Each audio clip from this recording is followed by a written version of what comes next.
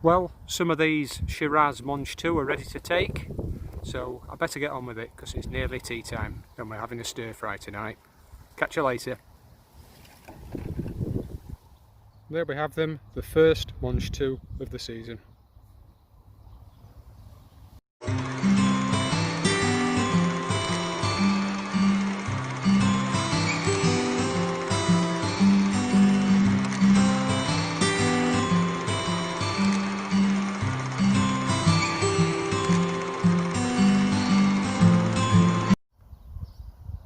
Hi everyone, welcome back to the plot. It's Tuesday today, about 28 degrees, just coming up to tea time, and I've just got enough time to harvest the elephant garlic.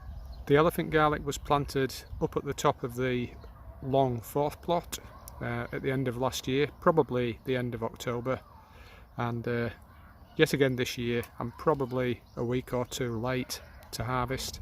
The leaves are leached out now and several of the plants are starting to lean over, so it's time to take them up, along with 3 or 4 potatoes as well. And here we are, 48 bulbs of elephant garlic, and they've all come out okay. There are only about 4 that I would describe as small, and they're up at the top there, but they're still subdivided. There are still individual cloves within them, and they're all a decent size. Some of them are really large. I'll put my hand at the side, you can see they're all decent. I think last year's crop may have been a little bit bigger on average, but I don't think we've any reason to complain. 48 bulbs of garlic, probably with 5 or 6 individual cloves in each, so we should get at least 250 nice large cloves of elephant garlic. And if I remember correctly, these cost about £29 for about 40 cloves, and that was about 5 or 6 years ago, and these have just been sown from my own retained seed, garlic clove seed. So a good investment. It seems a lot when you first buy them, but it's well worth it.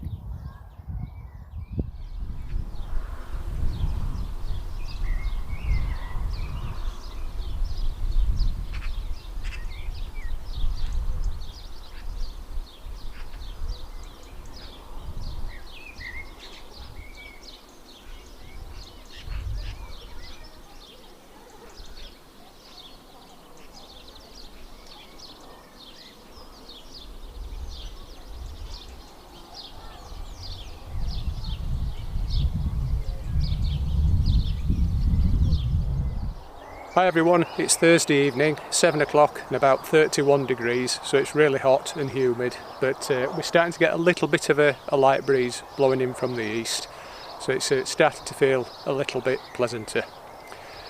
The best time of the day, between about 7 and 9, it's really pleasant down on the plot, even when it's hot.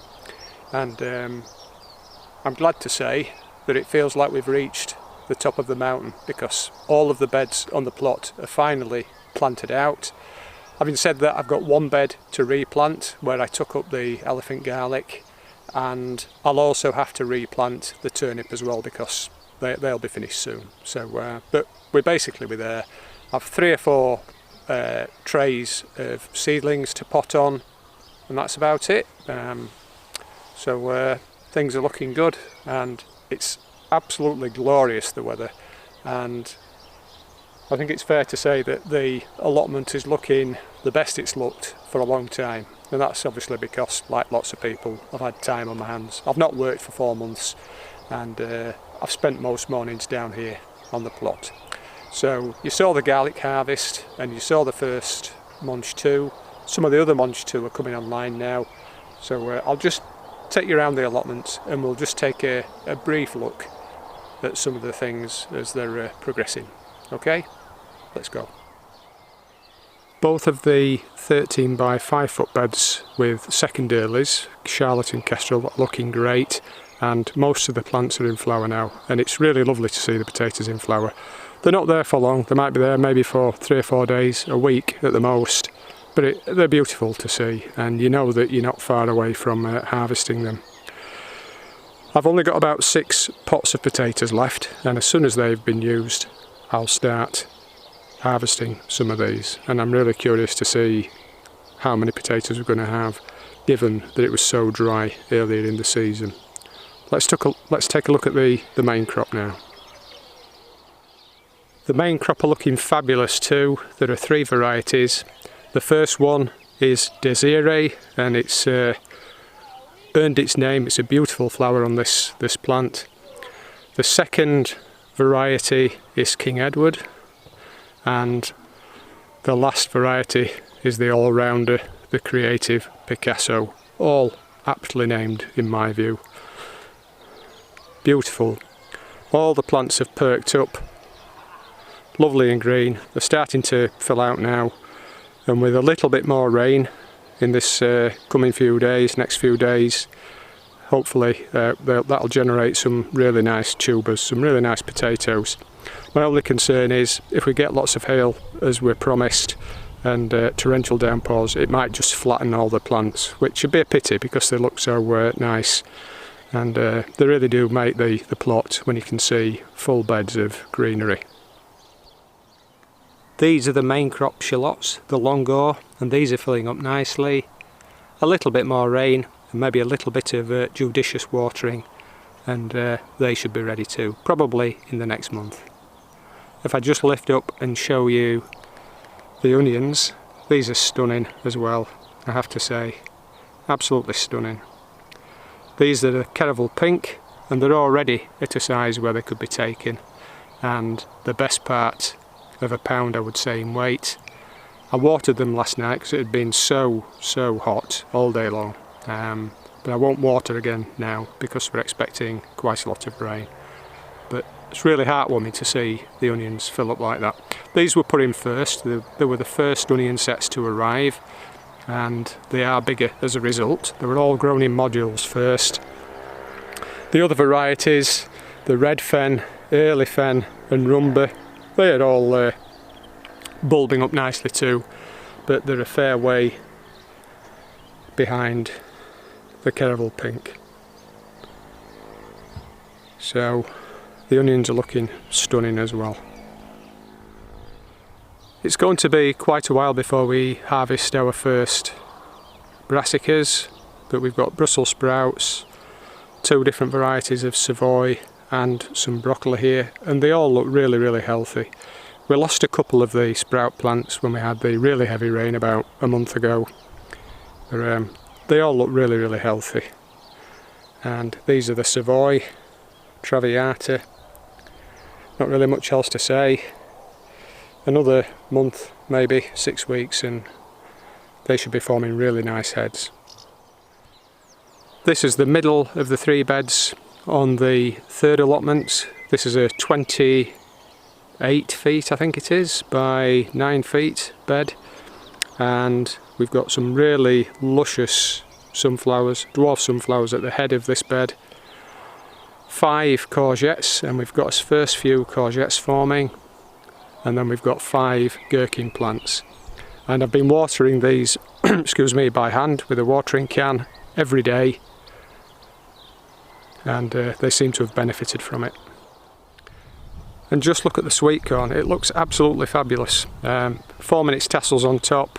Each plant is about 3'6" to 4 feet in height now.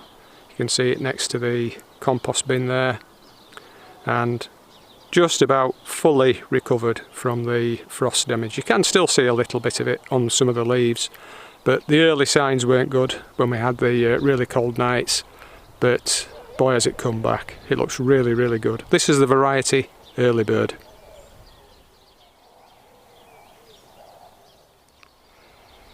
And I said about 5 weeks ago that having cut back the rhubarb, it wouldn't be long before it bounced back, and here we are 5 weeks later, and it's 3'6", nearly 4 feet in height, 10 foot deep and 12-13 foot wide.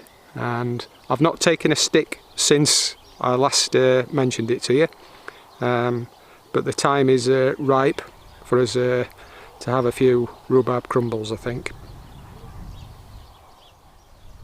I've taken the covers off the first sowings of dwarf French beans. This is the variety Stanley, and we're just starting to get a few flower buds form.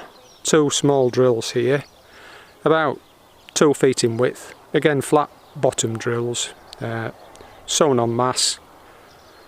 They look really healthy, as do the first sowing of Borlotto dwarf French beans.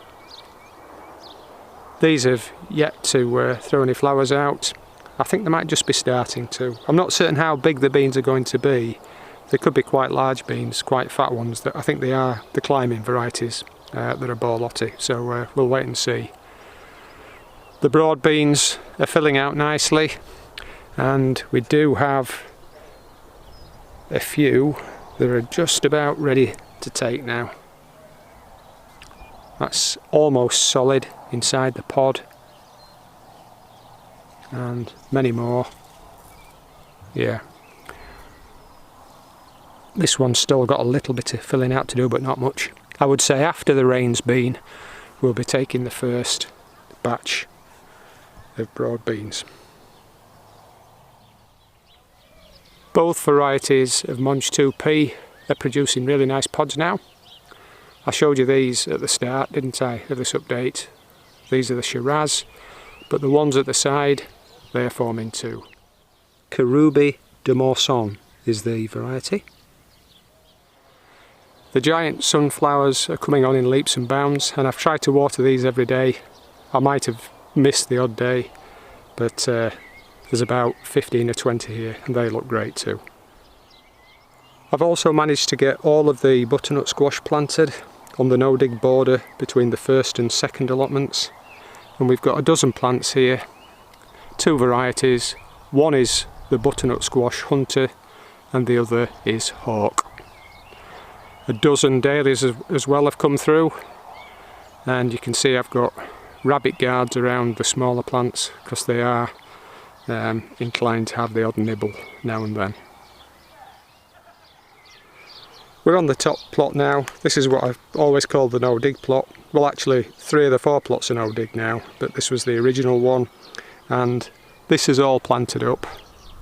As you can see, you have to excuse my shadow, it's difficult to avoid when you stood at the foot of the plots because the sun's behind me. The bed here has got the purple top Milan turnip, and there are only about 1/3 of them left now. My cousin Ron came down for the first time in 4 months today, and I took him some up, and that's why the foliage is just there, because we tore it off just as he was leaving. But they're doing really nicely.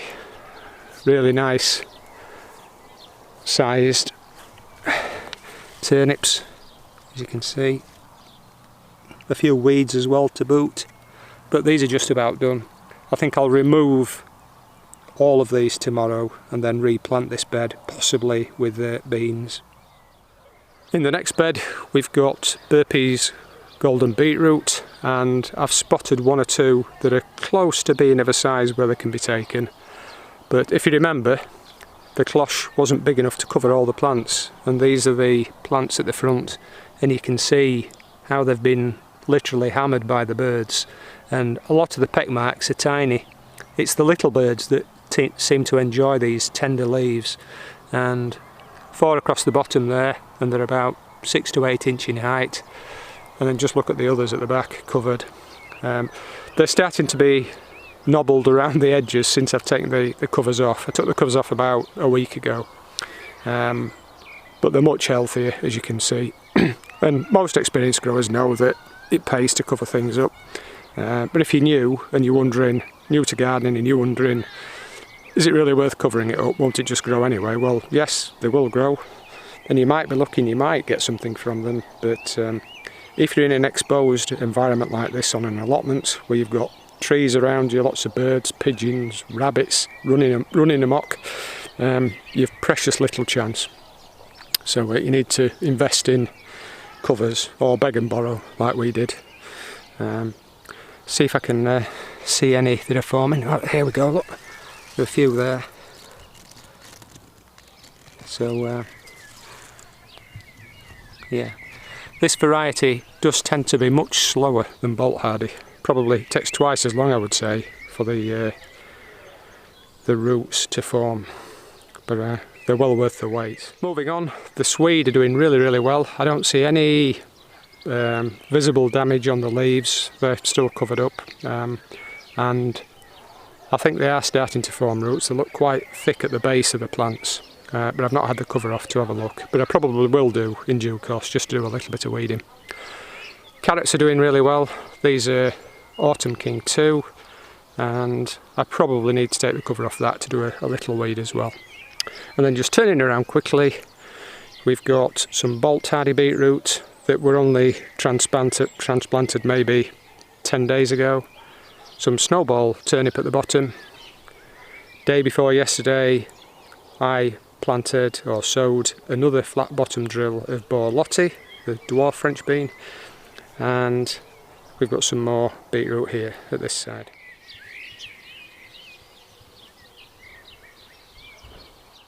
Well, I'm going to call a halt to this update. I think it's long enough, and it's still quite hot as well, particularly in the greenhouses. You can see I'm holding my pride and joy. This is the biggest tomato to date, and it's getting close to 1.5 pounds in weight. And this variety is a pink brandywine, so it'll be nice to see what shade of pink it is when it matures and ripens. Anyway, that's it for this update. Thanks very much for watching and subscribing. Please feel free to comment, and I'll see you again soon. And in case you wondered, we've picked 50 cucumbers to date, and there are still about 15 ready to take. So that's not bad, is it, from 8 plants so far? Okay, catch you later. Cheers. Bye.